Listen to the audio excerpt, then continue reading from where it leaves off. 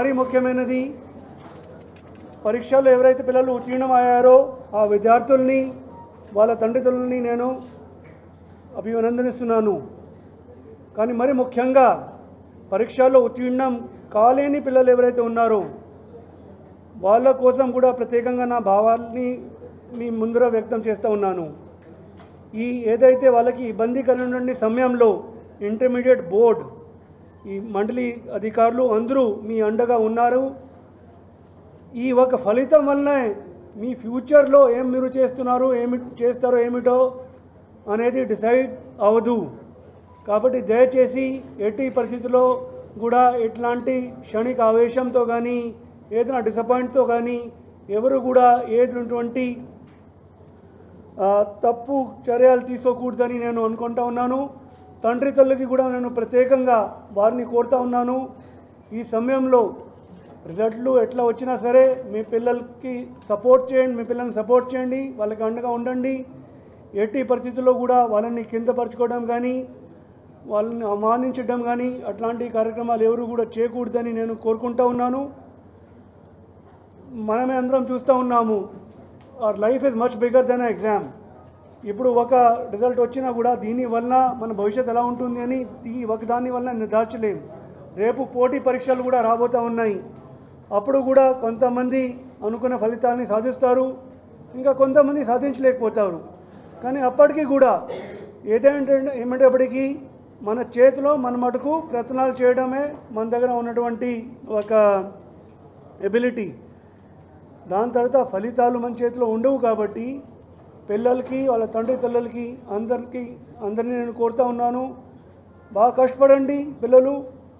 ఏదైనా ఏమిటప్పటికీ ఫలితాలు ఎట్లా వచ్చినా కూడా తప్పనిసరిగా మీరు భవిష్యత్తులో మంచి మీకు ఒక ఫ్యూచర్ సాధిస్తారని నేనైతే అనుకుంటా ఉన్నాను. మేము కూడా ఇప్పుడు ఇమీడియట్గానే సప్లిమెంటరీ ఎగ్జామ్లు పెడతా ఉన్నాము. సప్లిమెంటరీ ఎగ్జామ్స్లో కూడా మరొకసారి మీకు అవకాశం ఉంటుంది.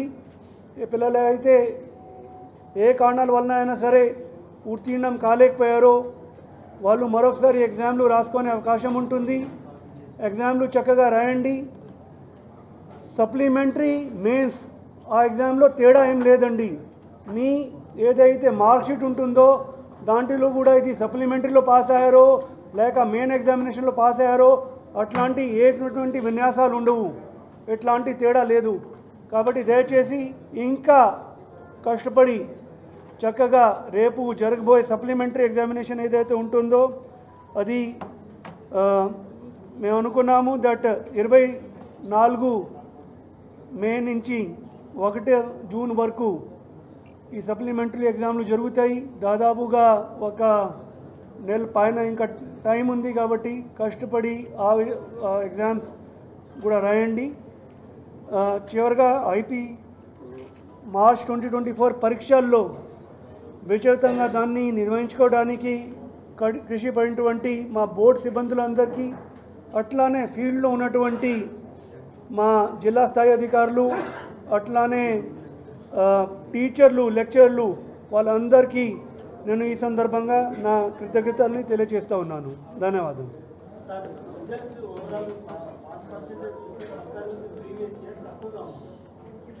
ఫస్ట్ ఆఫ్ ఆల్ ఇది తక్కువ కాదు, కానీ ఇప్పుడు మేము కంపారిజన్ అనేది చేయబడలేదండి.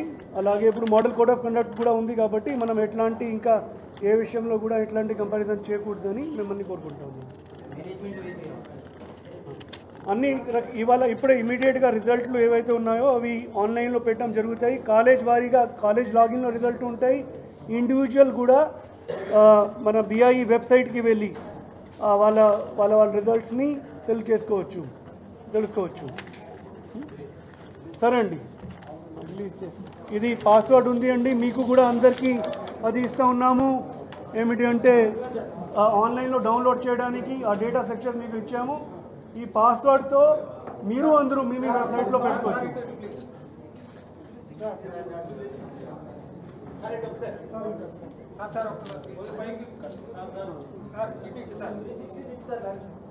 అంతా తిప్పి చేస్తారు.